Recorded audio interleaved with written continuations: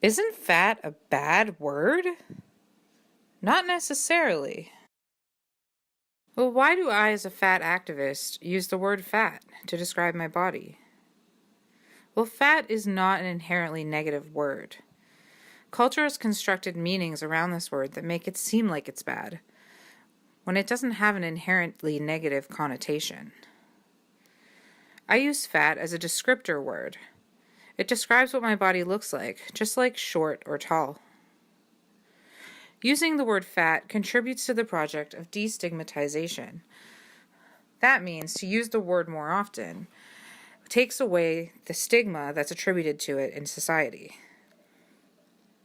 I reclaim this word. This word has been used against me in my life, and by using the word fat now to describe my body, I take some power back. Using the word fat to identify myself is political.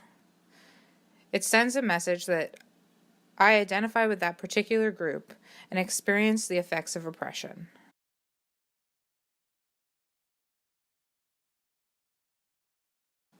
Diet culture is a multi-billion-dollar industry that reinforces the false belief that thin equals healthy.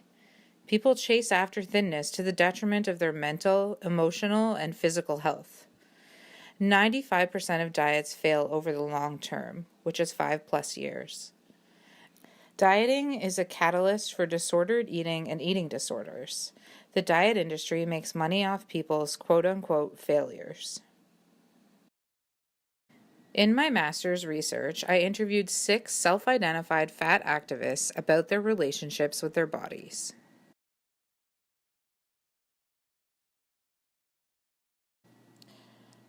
Participants reported the experience of feeling dehumanized, particularly in medical or health settings. They seem to be saying that fat people are seen to not measure up to what is dominantly considered to be quote-unquote human in this culture. The participants discussed strategies they used to develop acceptance of their bodies. This acceptance played out in 3 ways: through community support, seeing themselves represented in another person, usually via social media, and using resources or strategies they had already developed to come to a place of acceptance of their bodies. The participants described experience they had that led them to feel empowered in their bodies. They felt that they had taken control of their feelings towards their bodies and as fat people in the world. This feeling of empowerment often led to: typically, the participants described that once they were able to come to a place of acceptance and subsequently empowerment, they engaged in acts of resistance. These acts of resistance included resisting dominant constructions of fat bodies, refusing to conform to normative standards and pressures to lose weight, and existing in the world as a fat person without apology.